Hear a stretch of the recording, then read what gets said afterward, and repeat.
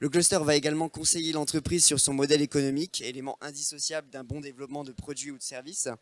Enfin, le cluster peut agir sur différents services associés, mais également sur l'ingénierie de financement, qui représente d'ailleurs le cœur de métier de Synestic.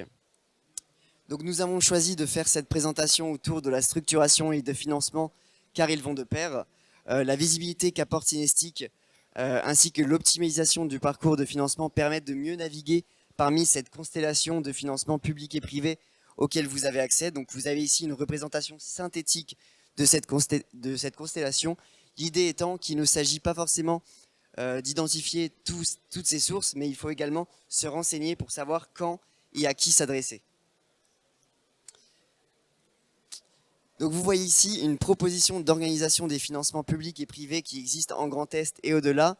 Le but étant que nos adhérents puissent y voir un peu plus clair sur les différentes aides, sachant que celles-ci, mises bout à bout, sont assez complexes et empiètent l'une sur l'autre.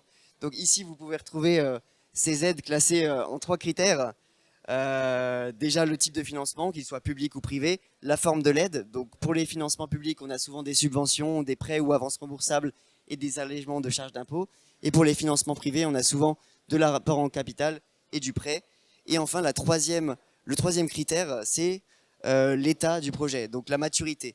Donc que nous avons choisi de répartir en 4 grandes catégories, à savoir l'antécréation, la période de création, donc pour la phase d'amorçage, la période de développement et la période d'accélération. Mais là encore, comme vous pouvez le constater, ce n'est pas aussi simple à schématiser puisque plusieurs financements sont valables pour plusieurs étapes. C'est le cas notamment de l'aide Deep Tech, du concours aide création.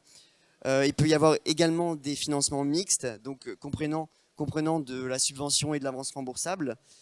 Et tout n'est pas valable pour toutes les entreprises, et c'est notamment le cas du CIR. Donc c'est là qu'on peut constater qu'il ne s'agit pas seulement d'organiser des financements, mais aussi voir comment cela s'inscrit dans votre stratégie de développement.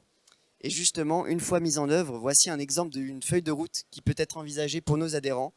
Ici, on présente un parcours type pour une entreprise qui vient de se monter et qui peut être adaptée selon sa taille, selon son secteur d'activité, mais également, évidemment, selon les envies et les capacités du porteur de projet. Donc, depuis que je suis chez Synestic, j'ai jamais proposé une même feuille de route à plusieurs de nos adhérents, preuve que ces dispositifs varient selon pas mal de critères.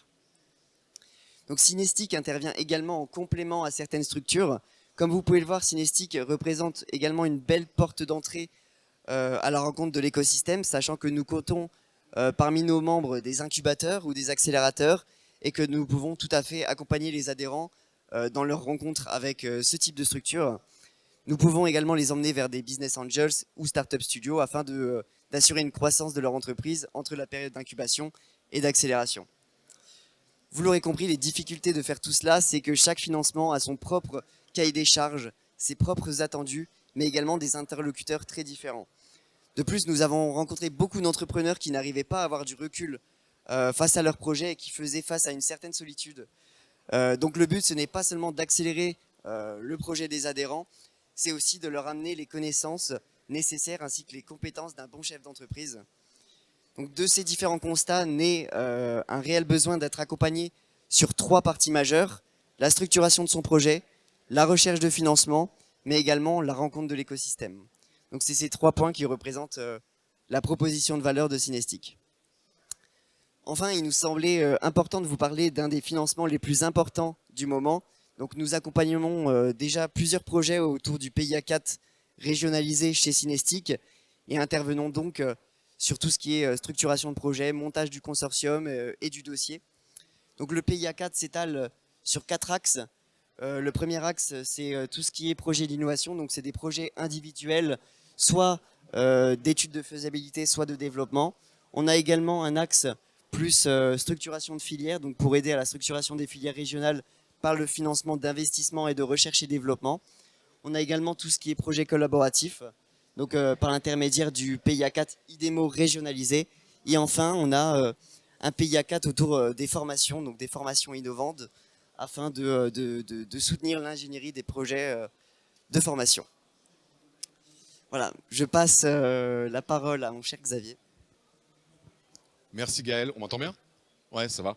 On va passer à la partie mesures fiscales. Je voulais vous présenter 3 items Je ne vais pas vous faire une démonstration magistrale de ce que c'est que le CIR, de ce que c'est que le C2I, de ce que c'est que le GUI. On en reparlera plus tard, mais je voulais vous apporter des modifications, des ajouts qui ont été réalisés notamment sur 3 items. D'abord, le crédit d'impôt innovation, il va y avoir une modification majeure du dispositif en 2023. Le taux initial était de 20%, il va passer à 30%. Ce qui fait que c'est, pour rappel, le crédit d'impôt innovation vous permet de récupérer un certain pourcentage, donc là 30% de dépenses, de vos dépenses d'innovation sous forme de crédit d'impôt, de remboursement ou d'imputation sur votre IS, et qui est uniquement destiné aux PME, et qui était jusqu'à présent plafonné à 80 000 euros de C2I.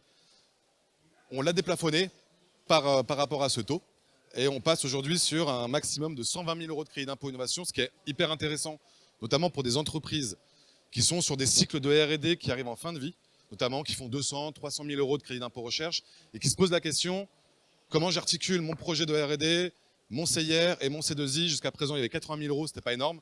Là, ça rehausse à 120 000, c'est très bien, et ça va en faveur des PME. On espère un peu plus fort plus tard, on espère que ça se décloisonne dans les prochaines années. Donc prenez en compte que le C2I sera une vraie opportunité en 2023. Un premier point. Je vais vous parler de l'IP Box aussi, pour les entreprises du logiciel, de l'IT. Aujourd'hui, si vous avez un logiciel qui est protégé par un droit d'auteur ou sur lequel vous faites du crédit d'impôt recherche, vous avez le droit d'avoir un taux d'IS réduit à 10% sur les revenus issus de ce logiciel-là. C'est une super mesure, hein, mais il faut la connaître. Elle est un peu complexe à mettre en place, hein. C'est pour ça que d'ailleurs que des structures existent, même pour nous, ça peut être des fois un peu tordu, mais il faut l'utiliser dès que vous avez un logiciel que vous allez vendre et sur lequel il y a un droit d'auteur qui est protégé. Dernier élément, c'est le SICO. Le SICO qui est sorti cette année, c'est le crédit d'impôt collaboration de recherche. Pour la petite histoire, dans le crédit d'impôt recherche, qui finance 30% des dépenses de R&D, vous pouviez intégrer une facture de sous-traitant public. D'accord ? Vous n'avez pas besoin de la faire agréer, et vous pouviez récupérer 60% de cette facture sous forme de cash, sous forme de crédit d'impôt. Ils l'ont exclu du crédit d'impôt recherche, ils l'ont enlevé. Ça y est, c'est fini, on l'a plus dans le crédit d'impôt recherche. Ils l'ont isolé dans le crédit d'impôt collaboration aujourd'hui. Donc c'est un nouveau document qu'il faut remplir, hein. Ils sont très ingénieux au niveau de l'administration. Et aujourd'hui, vous pouvez financer, grâce à ce crédit d'impôt, 50% des dépenses de sous-traitance publique. Donc c'est un mécanisme qu'il faut connaître. Et d'autant plus, j'alerte sur un point, c'est qu'aujourd'hui, les organismes publics doivent être agréés. C'est-à-dire que vous travaillez avec un labo public. Jusqu'à présent, il n'y avait pas besoin d'avoir une démarche d'agrément. C'est fini, il faut qu'ils aient fait cette démarche-là. Sinon, malheureusement, on ne pourra pas valoriser ces factures dans le cadre d'un SICO et récupérer ces fameux 50% pour les PME et 40% pour les grands groupes. Si Sphère travaille avec la recherche publique, c'est que 40% pour vous, hein. Voilà, je suis dans les 5 minutes, je suis pas mal, on est bon. Dernière chose, j'insiste sur un point, c'est en relation avec le SICO. Il y a beaucoup de mécanismes dans la recherche publique, enfin dans le CIR, qui vous permet de financer très très fortement la recherche publique. Que ce soit une thèse CIFRE avec un doctorant, c'est quand même 8 000 euros, hein, à la place de 24 000 euros, un doctorant que vous allez embaucher en interne. Pendant 3 ans, c'est top. Vous avez le mécanisme du statut de jeune docteur. Une fois que vous l'embauchez, une fois qu'il a son CDI, pendant 24 mois, c'est gratuit pratiquement. Voilà. Je voulais quand même insister sur le fait qu'il y a vraiment des liens costauds entre la recherche publique et la recherche privée grâce à ce mécanisme du CIR qu'on espère qu'il va être pérennisé. Et maintenant, il est encore plus pérennisé, ce qu'est le SICO, qui est le nouveau mécanisme de financement de la sous-traitance publique. Voilà. J'ai fini pour moi. Merci encore, merci Synestic, merci Gaël pour la présentation, de me laisser du temps et venez nous voir. À très vite.